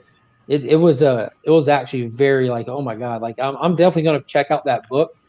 I haven't even heard the interview yet. I haven't looked at the solicitations just from that trailer. Like more books and trailers. I know that I've Wow. caught some like with DC. Like I wasn't going to pick up Last Night on Earth, the Batman book Steve mentioned in the comments. I saw a trailer for it. I'm like, dude, that looks rock solid. That looks fun, and I Yep. loved it. So yeah, you did Yeah. amazing. Yeah, and Ryan's TikTok's on Thank you. fire. He TikToks harder than a 14-year-old. Upside down Yeah, too. I that saw. trailer, the trailer was definitely was well done. Yeah, it pissed me off a little bit. That I have to wait until Tuesday. So I'm gonna avoid all future trailers, but everybody else can enjoy them. I just don't. 12 hours max, Ryan. 12 hours max, man. No one has no Well, you're gonna tease me 2 anticipation. days beforehand. Come on. It's cool, man. I made a hot dog video today, so Yeah, I saw that. That didn't move me The quite bacon as wrapped much. burger or the bacon wrapped hot dog. You Americans know how to eat, let me tell you. Woo. We also know how to die of heart attack at early ages. I was like, No, man, that- all the food that ones was- I do is like the fattest stuff you can imagine. Like everybody thinks I'm probably the least healthy person on the planet. You know what's funny is yesterday Ryan did a live show talking about how he used to jog and stay healthy, and then the very next day he posts that. Bacon wrapped hot dog, and it was like You're talking about covered his in live cheese. stream. I'm like, oh, this Yeah. American. That's The awesome. live stream. I thought that was funny because he was like, "Yeah, he's like he used to run a lot. He's sipping on a beer." I was like, "There you go, buddy." I had my beer with me. I was like, "Yep, there you go." Isn't it amazing how we turn life around? Yeah. So did anyone else pick up the most recent Timeless variant that they're trickling out now? Still? Good Lord. Well, they had 3 characters from the mural that they didn't do, Hawkeye, Vision, and Punisher, and people kind of got mad about it. And now I'm thinking that it might have almost been intentional, because how random is it that the final Timeless variant comes out in its Vision on the week of the season finale of WandaVision? Does that mean we're Yeah. getting Punisher in the MCU? I've heard that they're not going to do the Punisher Timeless variant from somebody. I haven't looked into that myself or looked why, but why? Like, I don't understand why they would leave the final character off from the mural and not do one. Because at this point, I have all of them and the 1 per store variant they did, but I want the Punisher one. And I don't care what anyone says about making fun of people's classic costumes. Alex Ross proves with his artwork that classic costumes can work. Period. Go look at his Captain America. They have a Period. statue of that. I'll send it to you, Mark. Please do. It's amazing. It's like huge, like probably as big as my torso. It's You want me to cover shipping? yeah. Sure. I got you. That's good. awesome. That's good. What was has everyone watched Vision at this point? I didn't watch the final episode. I'm gonna do it tonight. Yeah, I haven't watched it either. Anyone else watch Superman and Lois?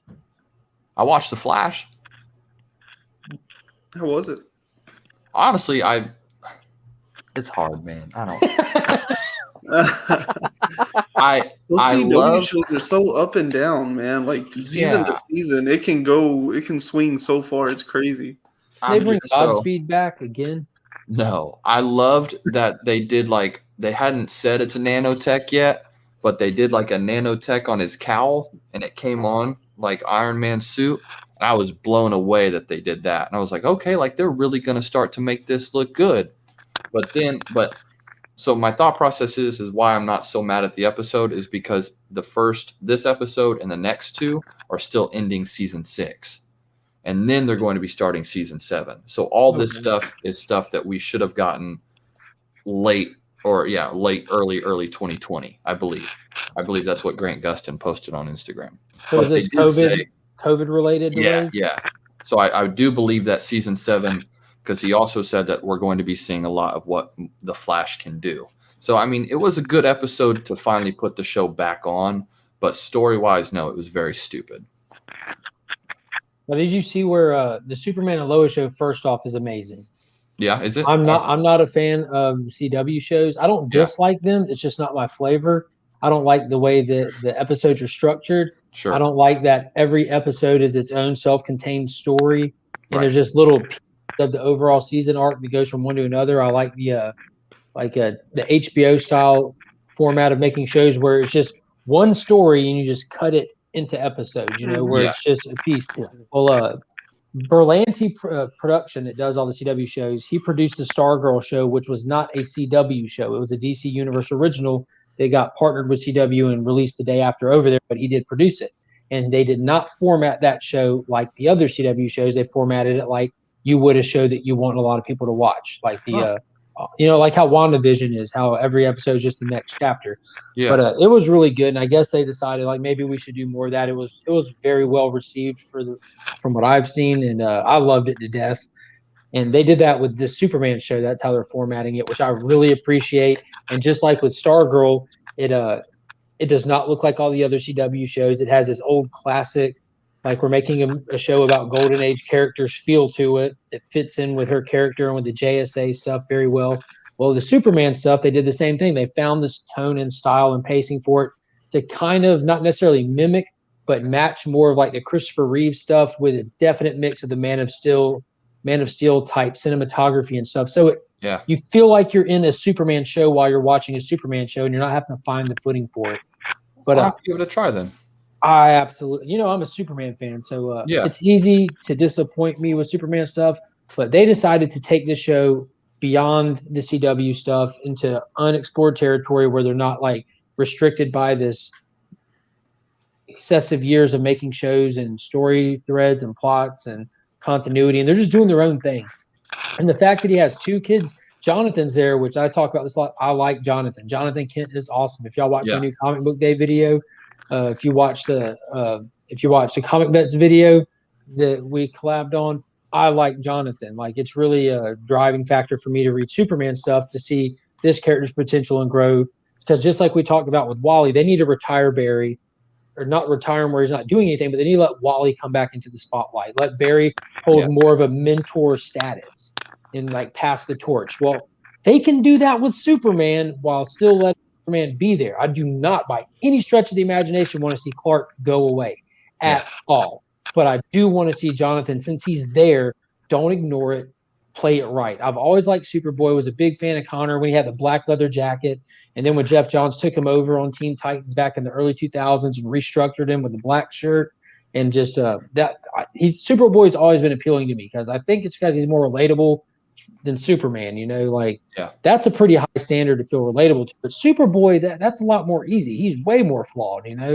All that stuff that people complain. But anyways, having two of those kids in there, that's never been done before. And where's the powers going to lie? How's the dynamic going to be? And I was really, really impressed with how these two twins interacted with each other. Like, there was little spoilers here. When they finally find out their dad's Superman, one of them thinks that they have powers. It's not the one you'd expect. And he's like really mad. He goes running off, and Clark goes to follow him. And I crap you not, Jonathan just takes that slightest half step in front of his dad. Jonathan, knowing he has no powers, knowing his dad's Superman, his brother's upset, and Clark goes to step to his brother, and he just steps in front of his dad, like in the slightest way, like, don't try it. Like, the dynamic is just so awesome. I got goosebumps from it. I'm like, oh my God, Jonathan is even awesome in this. Like, he's just, and he didn't do it to be defiant to his dad. He did it to be protective of his brother. Like, he wasn't like being authoritative towards his dad. He's just like, you know better, man. Like, know your son better kind of thing. Like, it was amazing. That does sound cool.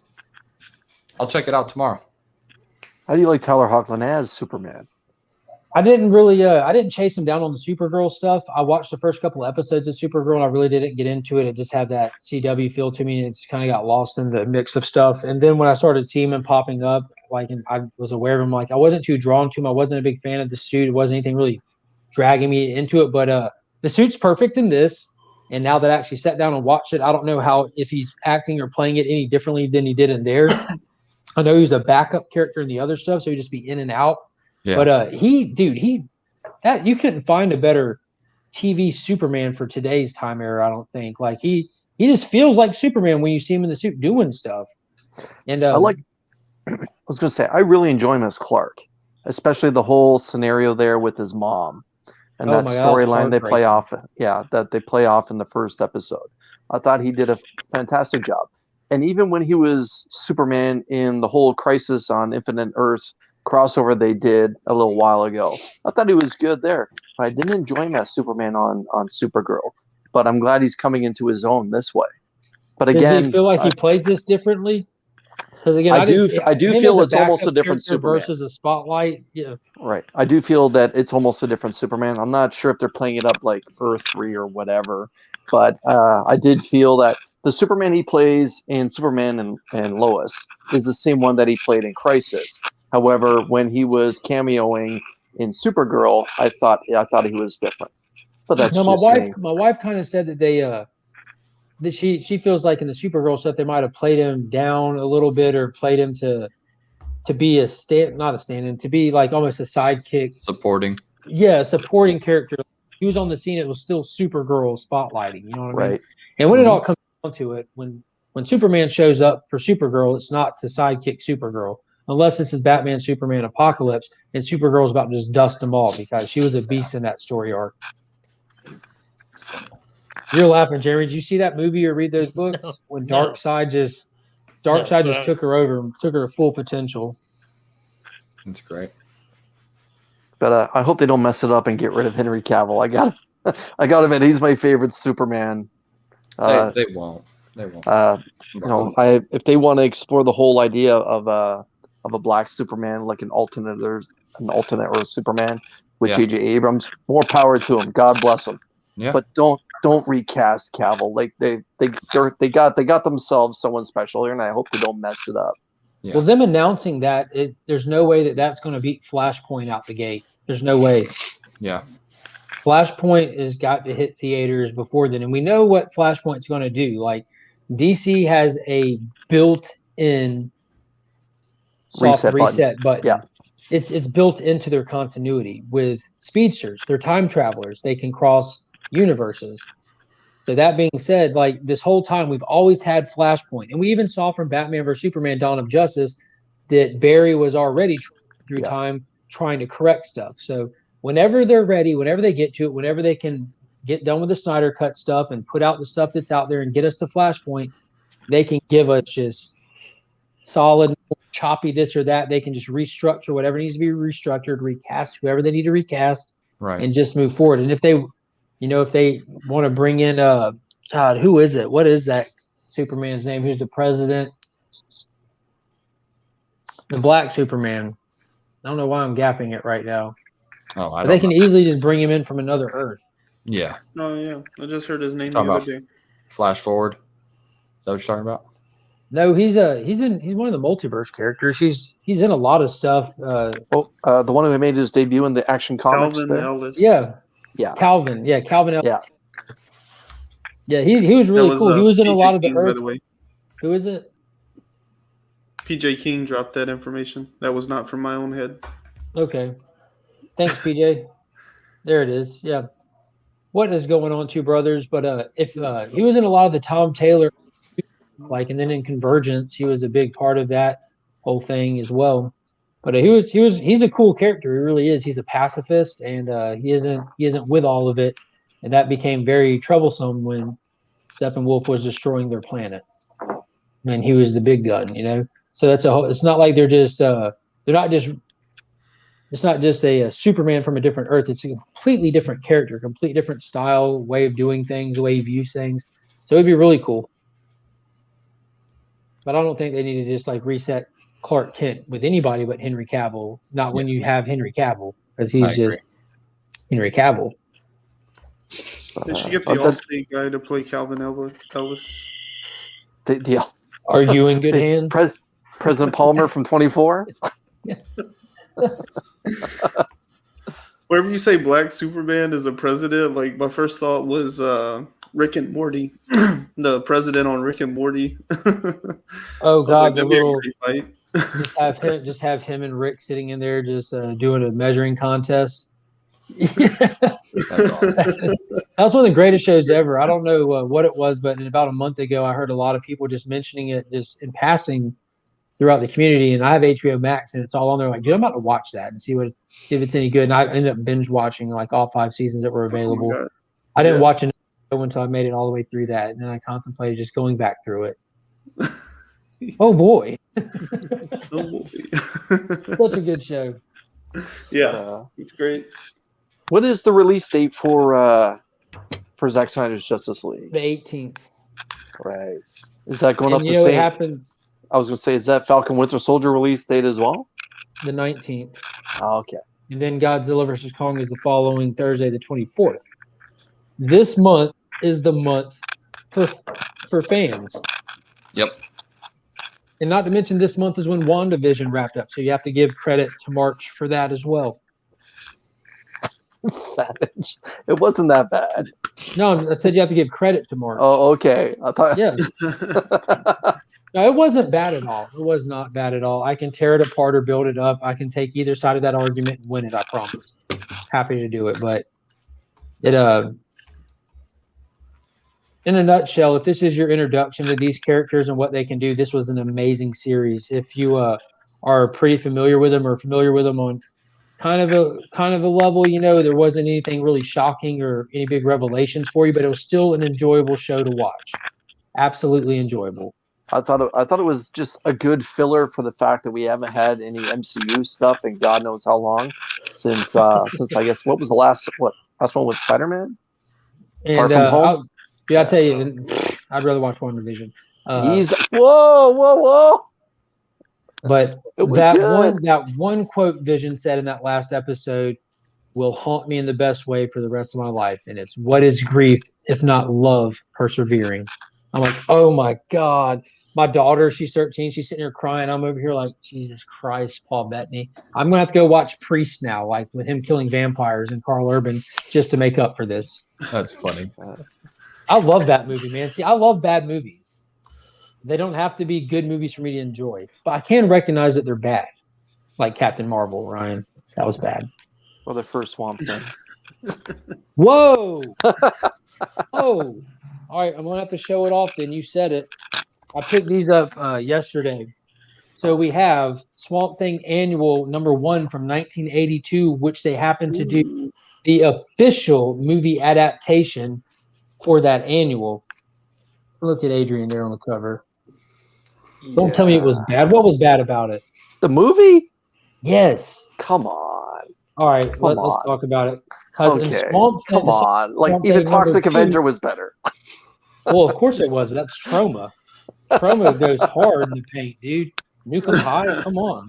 But yeah, I love these covers. I'm a Swamp Thing Returns guy myself because I think that the costume you could use today and it would still hold up. I liked how over the top it was, and none of the movies relate anything to how it was in the comics except the DC Universe anime brand new TV show that they did. That was top notch. Oh my God, that was good. And I still like the little cheesy 90s 30-minute episode live action show that they did back in the day too. I don't know if y'all remember those. When is the DC Universe Swamp Thing going to hit HBO? I don't know. It might be available on the CW. I think it partnered with another network. Their butchered version. Yeah, because it was an R-rated show. Like, here's the live action TV show from the 90s. It's awesome that you have that. That's so cool. Dude, I have everything. If it's comic book related and it's on media, I have it. I promise. and most of it in arm reach or either on that side of the room. I've been collecting comic book stuff since I was a kid. Like, Swamp Thing Returns wasn't a wide release thing back when we were kids. You had to have like a pirated copy and had one as a kid. The Roger Corman Fantastic Four movie that was just made and never released just so that they could keep the rights to it. I've had that since I was a kid. The Captain America live action movie when the Red Skull was Italian from 1992 that was never released. Had that since I was a kid, That is pretty cool. Where he had the fake ears on there. Yeah, I have it on disc now. I've upgraded these things over the years. Do you have the days of the David Hasselhoff Nick Fury movie? Nick Fury, absolutely. Yeah. Well, we're talking. Do you have the? Oh, sorry. You said you have the Captain America movie. You talking about the one from the early '80s with the motorcycle? The mid '80s. No, you're thinking of Red Brown. That's the Red Brown Captain America 1 and 2, where you have the clear shield that goes with like the Peter Hammond Spider-Man and the Lou Ferrigno Hulk stuff. And yeah, no, this is a live action Captain America where Red Skull is Italian, and yeah, this is early '90s. Hold on, I'll get it. I felt like bounce, guys. I got to knock out my All right. homework, but I appreciate you guys having me on. Mark, I'm a bounce. I got to finish my homework, my man. All right, man. Appreciate you hopping on. Of course. Thank you. Take it Here, easy. Justin. Yeah. That's it. That's the one. Yeah. What year? So what year was that released? This has got to be I'm early guessing 90s, late 83. early I was 90s or late 80s. Because the red brown Captain America with the clear shield that went on the motorcycle, that was the late 70s, right? That was I thought that was a TV series, but yeah, the one you're No, holding no, up those there, I are- thought. Right. Those are TV movies that you're thinking Right. about. There's just two of them. Yeah, I thought the That's one you're holding legit. there, I thought that was like 83, 84 tops. I'm not sure. I think it was later than that. But then on the other side, you see that's the Doctor Strange. Like they just used that cover for it. But that's the movie of Doctor Strange that came out in the '70s. You know, where Stephen Strange goes through the whole thing and he doesn't put on his actual suit to the very end. And it was like royal purple and gold. Yeah, That's got to be a letdown. But the not really. It was a good movie. If you want to actually see a good Doctor Strange movie before Doctor Strange, it's Doctor Mordu or something like that. It's an old '80s movie where it was meant to be Doctor Strange, but at the last minute the licensing's got pulled and everything, and they just changed the name of the movie. He even fights Morgana, like it's Doctor Strange. So there's all kinds of stuff that people don't realize. This stuff's been being made for a long time and been being tried to be made, and yeah, there's all kinds of cool stuff out there. there's a real good documentary about the making of that Fantastic Four movie. It was Roger Corman that made that FF movie that was never released. But yeah, they tracked down most of the actors and the producers and even the cameramen and the person that wrote the film, and they talk about it. And the actor who they got to play Doctor Doom was actually an accomplished stage actor, and they were actually all incredibly proud of their performances, even though the director would only just give them one take. But yeah, the documentary is on Amazon Look how good Prime. the thing looked. Oh yeah. For what it was and the budget that they talked about, now the budget kept being reduced on them, and they made the best of it. Yeah, they did. But I'm a big fan of the FF anyway. It's like a Ninja Turtles style suit, isn't it? Yeah, they did. Thing? They did really good with it. The lips would move and everything. Like it's not much different than what they did with Michael Chitlis, except it looked like Ben because it had the eyebrow and everything, and it was just kind of on point. Yeah, there's all kinds of cool stuff that if you haven't watched, you definitely need to watch it. Here we go. J.D. Salinger, son, played Captain America in the 1990 version. So 1990 is what it's looking like. Really, Salinger's son. Wow. Trying to think if there's any more oddities like that. DC was making bangers and Marvel was trying to get their foot in the door. Now you fast forward, I'm telling you, it just all comes in waves. It just all comes in waves. Yeah. Well, bangers, yeah. And then there was Superman 3, but So you mentioned Superman 3. I'm glad you said that. Let me show you another book. You want to impress me? Pull out the Japanese Spider-Man from the 1 year that it was out there. Yeah. The Richard Pryor film. I remember watching it. I remember my parents took me to see that the day it was released. This is the official movie adaptation. And if you recognize the scene, that's a junkyard. So that's right after Superman got done fighting Superman. Dark suit Superman. Drunk Superman. Yeah, drunk Uncle Clark Superman. Don't do it. Yeah. Only to be recently outshadowed by Tobey Maguire's Spider-Man 3 dancing scene. Oh man, that was rough. Then you also had Tom Welling on Smallville with the red kryptonite. Yes. That got kind of weird sometimes. Dude, he flew though. Can you imagine? Like, that's what I was gonna say earlier when you were talking about what was it, Stargirl and the DC and stuff, and how Superman's cut different than CW stuff, and it's just, I don't know, it's the way that whole genre has flowed. Because today, if you went to somebody and you were like, we want to make a show about Superman, but he's not going to be Superman ever, Like nobody would buy that. Nobody would put that on the network, you know. But Smallville, I mean, that was a hit for a minute, you know. It And was a even hit it for 10 started like years. yeah, it started as like Monster of the Week stuff, and by the end, it was like a full blown drama. But then the next evolution was, yeah, let's put them in costumes, but you know, some of the time. And so you got No, you never the saw that was part CW. of Tom Welling's contract that he'll never wear the suit. You'll never see him in the suit. That was the premise of the show. Yeah, But they wanted to do a that Batman show the same way. they made that last episode like, dude, that was so iconic when Apocalypse showed up and he just comes out of the roof and just rips open the shirt and you just see the you see it up there, like the red and the blue. You're just like, oh my god, because you want to see him in the suit, but you don't. You're like, dude, we don't need it. We don't need it. This is fine. This is good. Like, and you had him like destruct, dude. They for what it was, that was perfect, and they could not do that today. Not with how much superhero content is out there. People would just be like, "What is this? Is this Iron Fist? What is this?" Yeah, those were dark times Way that for. things evolve. Jeremy, what are you thinking about down there? Oh no, I'm just soaking it in. To be honest with you, it's reminiscent on Superman. It's hilarious. What is it?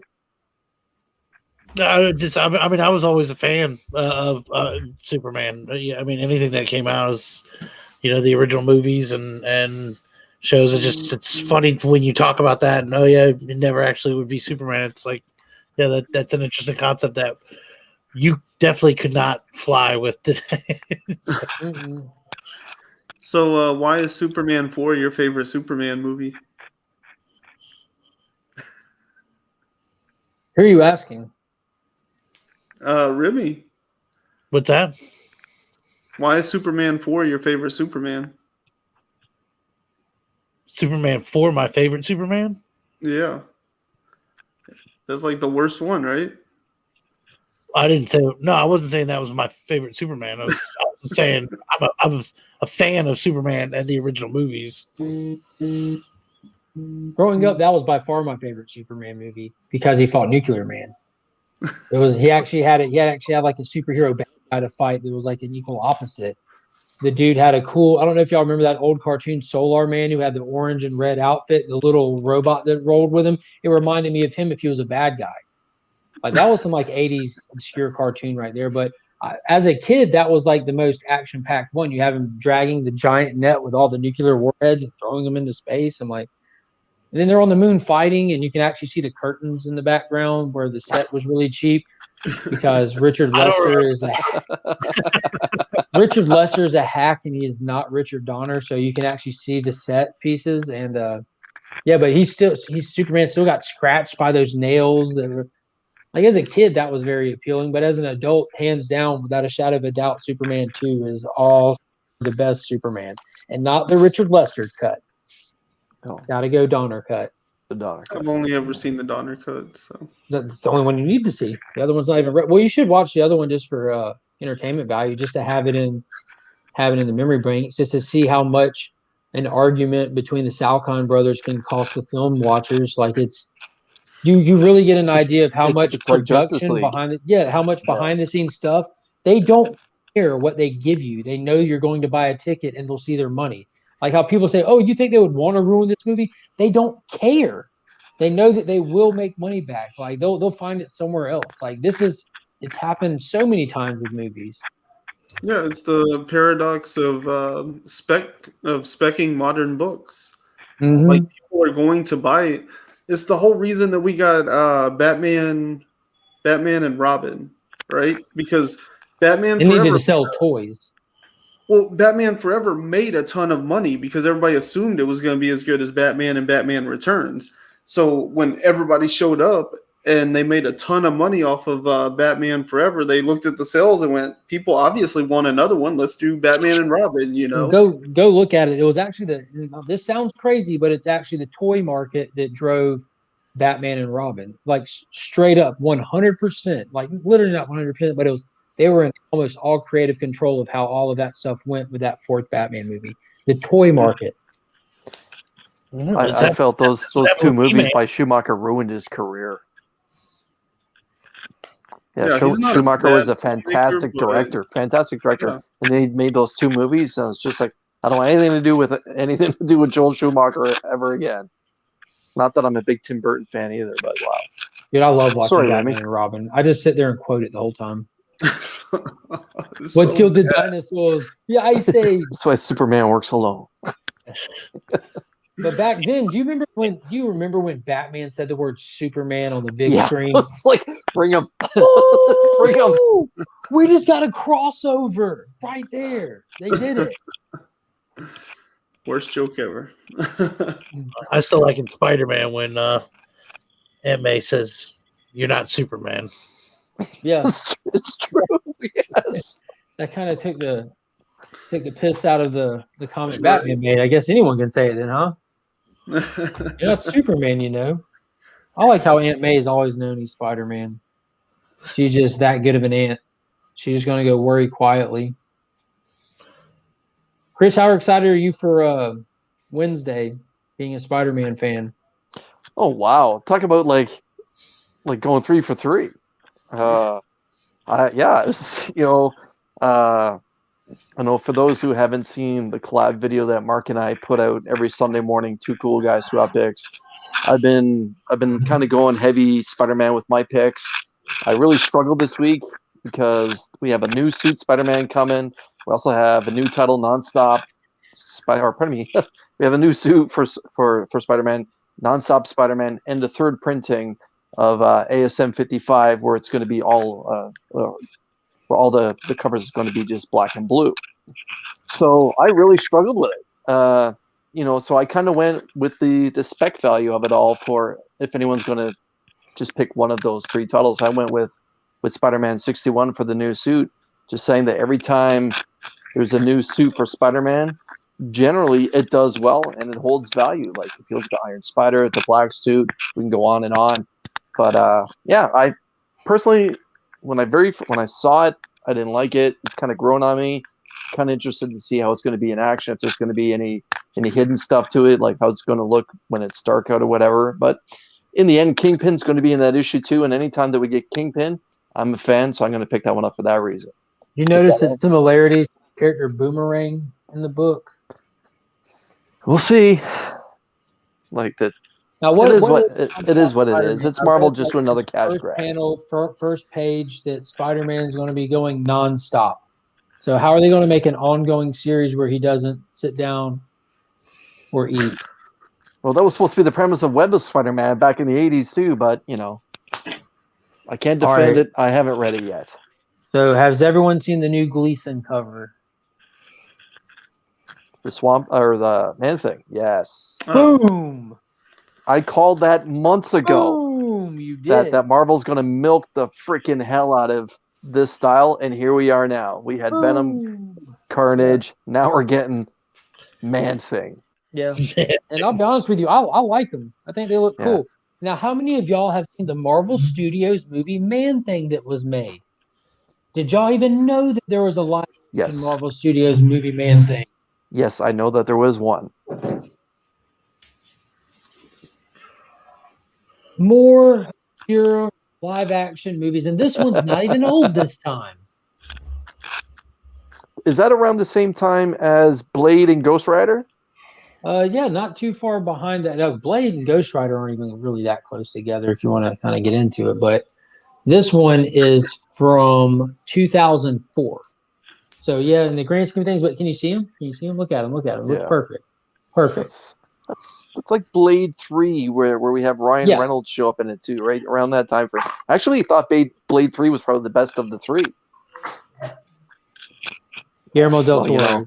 Guillermo del Toro. I can't argue with Guillermo del Toro, right? I was gonna say I wouldn't call Blade 3 the best, but I think it's a lot better than people give it credit for. I actually enjoyed that one. I thought the ensemble cast thing worked for a 3rd installment. Mm-hmm. I thought having Triple H in there was cool. I was waiting for you to drop Triple H. No, I'm being serious. I thought he's cool for a muscle character. Mm-hmm. Like he really is. Like warm body kind of character. Like he nails it. And I forget the actor's name who they had play Dracula. Was that Dominic somebody or somebody Like from the dude Prison from Break? Prison Break. Yeah, dude. I enjoyed him Yeah. as Dracula. Yep. Yeah, for me, I thought the third one was the best of the series. But again, Ryan Reynolds doing comic relief or whatever, you know. I can't remember the actor's name who played the bad guy in Blade 2, but it's the same actor who played the elf in Hellboy 2. And that actor / stuntman is phenomenal. Absolutely phenomenal. Which one was Steven Dorff in? Was that the first one then? First one. Yeah. Yeah, that was number one. Right. Where I don't Steven know. The Dorff first was one a was good. The swordsman. second one was even better, and the third one did a good job. Like I like all It three was of a those solid movies. trilogy. Yeah. And that was the first time Marvel released a movie that they still had the character rights to. And but the thing is, they didn't make any money off of it for whatever reason. That all the producers got their hands in it first. Man, But yeah, the Blade is technically MCU. pretty Yeah. cool. I think Swamp Thing was first, but they were both within like a few months of each other. Man Thing, because that's one of my Man personal grievances with DC that they couldn't beat him out the gate. But it was like Wait, so Man Thing February was and first? August of, like 63, right? Yeah, I'm fairly certain that that's one of the ones that I lost on because I'm a DC guy. But let's It see. was the same I'm year. I think it was 1963, right? Let's see who came out. I don't think either of them came out in the 60s. I thought it was early 70s. Technically, Marvel piped DC to the post as Man Thing first appeared in May 1971 issue of Savage Tales, while the first iteration of Swamp Thing came a little later in July 71 with House of Secrets. So it sounds like Marvel caught wind and pushed something out ASAP, which there's nothing wrong with that. If that's just it is what it is. They've done it to each other.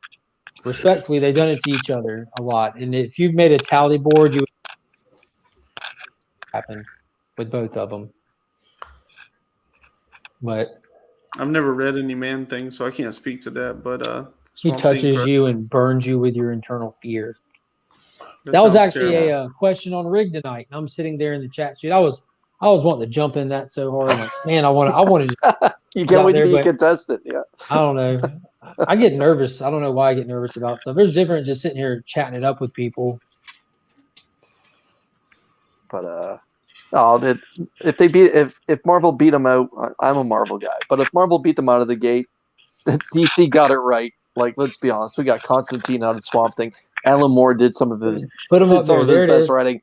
Oh yeah. Here's one of the coolest examples. All right, Jeremy, what do you got there? Tell us about it. So we've got 1962, and of course my screen's going to mess it up, but we have Green Arrow on the end of the arrow, and then we have 1982. They have Hawkeye. 20 years later. And then in 2016, this was in the movie. Yep. And nobody's ever even seen this thing. I've never seen that before. Yeah, Justice League number 15, and they have the atom on the end of the arrow. Mm-hmm. Pointing, saying, "Get me there." He don't even have to sit down and hold on. He'll stand up and write it.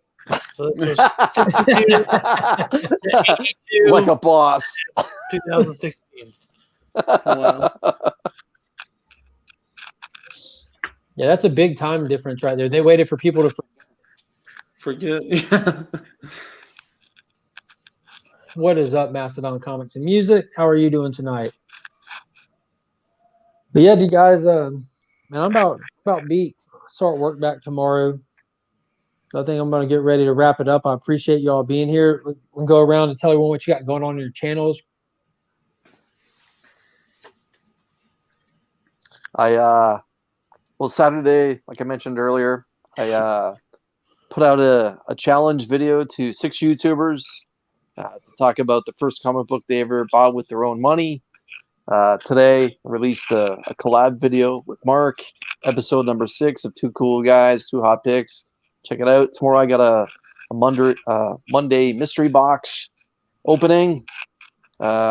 And Wednesday it's New Comic Book Day. It's like Nice. it's like Christmas Day every Wednesday. Remy, what you got coming up? I still got the 500 subscriber push for Whack Comics, giving away that slam. Wednesday, I should be doing a live stream with Cardboard Crazies. We might actually be doing it on my channel. And Saturday, we have the 1,000 subscriber giveaway for Mr. DJ Links. Be co-hosting that. Everybody make sure to go check that out. And I just released a video where I had a whole bunch of these. That was hilarious. Oh yeah. Chris, if you haven't watched that video, No. before no one comment on this, go watch the video. So It's I like to amazing. do homage videos for YouTubers, and Kevin Oh my over at God. Super Power Review has probably about 30. No, I think he's got like 10 or 12 Secret Wars. So we took over his studio today, and this was the recommended book that every person, every comic collector should have. Oh, the triple sign one was first off, the quadruple sign one that you had. I died. I Quadruple died. signed by Stan Lee 4 times. That was important. And, I we wasn't had going to say the details, but God, it was so funny. himself. I could probably guess who was on that book. Yeah. and then Oh my God. this one is signed by Stan Lee, Jim Lee, and then over here it's signed by Bruce Lee. And he quoted it, "Be like water." So check out that video. It was released this morning on Remy Q Studios. Oh my God, it was so funny. Yes. It was so well done. Whenever you like pulled out all the other copies, I was like, oh my God, this is it. It just kept coming. Yeah. That's Oh, Yeah, that was one I talked to Kevin this morning. He was like, literally, that was the funniest video I've ever seen on YouTube. He said, my wife and I love it. I was like, good. I'm glad you can appreciate it with all your Secret Ward number 8. yeah. It was hilarious. Brian, what you got coming up? Yeah, I had I had a video drop this morning, a trailer. It's being well received, so check it out if you haven't. High class and then the video that it's trailering is gonna be out on Tuesday, so check that one out. Awesome. I've got a AOK unboxing from Remy Q himself that posts tomorrow that I've already recorded. Tuesday, I'm going to try to go live sometime after lunchtime, depending on when the kids allow it, and just do a little hangout in the middle of the day, talk about the books that I picked up and whatever else. Wednesday is going to be the 500 subscriber live giveaway. So if you haven't entered that already, be sure to go back and enter that, share that video, or don't. It might ruin your chances of winning if you share it. So yeah, don't share it. And if you're able, What are you possibly able to win at that, Mark? let's make it easy. I uploaded this because I had a feeling this could happen. Oh, wow. Those prizes. I'm trying to get...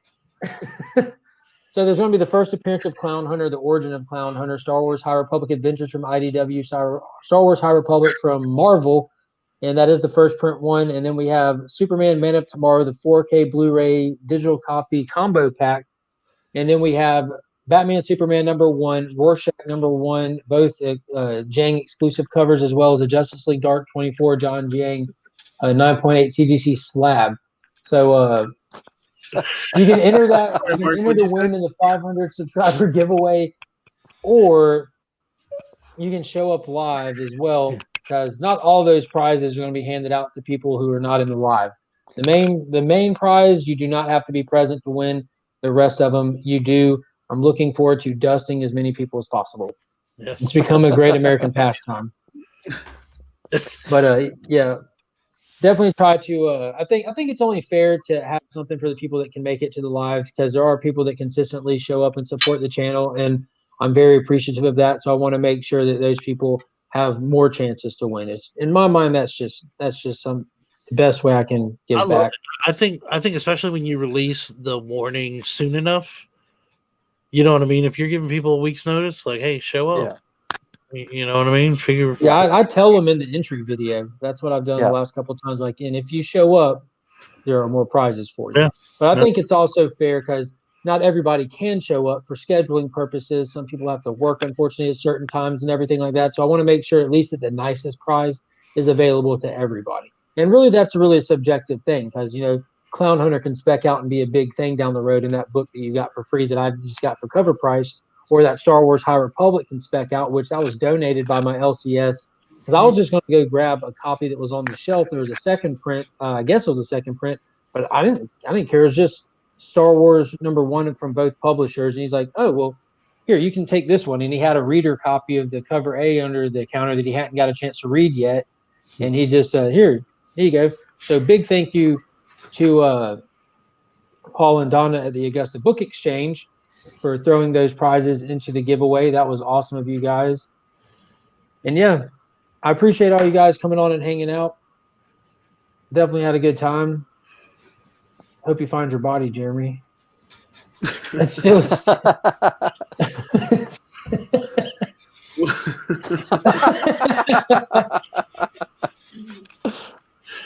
Wow. This is the dumbest thing I've ever done. It's awesome, man. Literally, It's awesome. I swear. Out of all the things, Joe put that on top of the list. Before the show, I was on there and I was like, you know what? I'm going to get on there with stupid no body thing and do a little dance. And then we did the whole daggone thing with it. So there you go. 2 hours floating head. It wasn't bad. I think you should do that more often. Right.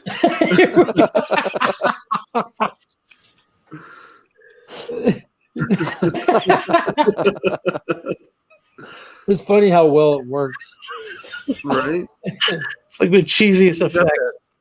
Top-notch lighting over there. Dude, I never really thought about how much I don't put effort into this stuff because I feel like I put a lot of effort into this stuff. You were on Small Town Collectibles. Just like, shout out to Mark because he's raw. He doesn't care. He'll just shoot a video. Then he'll come walking up. He'll stop what he's doing and talk to his son. Then get back out to it. Then he puts it out there. I'm like, dang, man, my bad. Right. No, I meant you were that good that you don't need the tricks. You know what I mean? Yeah. Well, again, I try to tell other people that I'm in little groups with that might ask about how do y'all schedule this or what do you do about this? I'm like, dude, I just try to have fun and connect with as many people as I can. Those are the only 2 objectives I have with this. That is it. Have fun and meet as many people as I can. Just to do this, just to shoot the breeze with people, talk comics. That's my only goals. Everything that comes with it, that's just icing on the cake for me. Thank you. I appreciate you guys. I'm writing a lot of stuff behind production, so you know. You do a lot of production stuff, but dude, I'm gonna call it like your stuff is just going to skyrocket out of nowhere on you. Now that you're like cross-platforming so hard and you're getting so many like hits and attentions on other platforms, it's just gonna like bottleneck and just skyrocket. You're doing Gary, man. You're doing stuff that like, you know, like a lot of content is very similar to each other, but you're just doing like straight creator stuff. You're like on the ground floor of so much stuff, dude. And you know, all it takes is one of those books that this is out of your hands, one of those books to go somewhere unexpected or something to happen with it. And then people are going back to find this content that you've had in the pipes for a long time, dude. You've got a lot of ground level stuff and all it takes is one of them. And then you're just like, yeah, I'm like the comic book Oprah over here. I just interview everyone. I'm gonna have to use that as a hashtag, comic book Oprah. Yeah, Oprah. All right, everybody. Well, I hope everyone has a good night. I appreciate everyone stopping by to hang out. Thank you guys for coming to hop on here with me. And as always, I'm Mark, but we are Legion.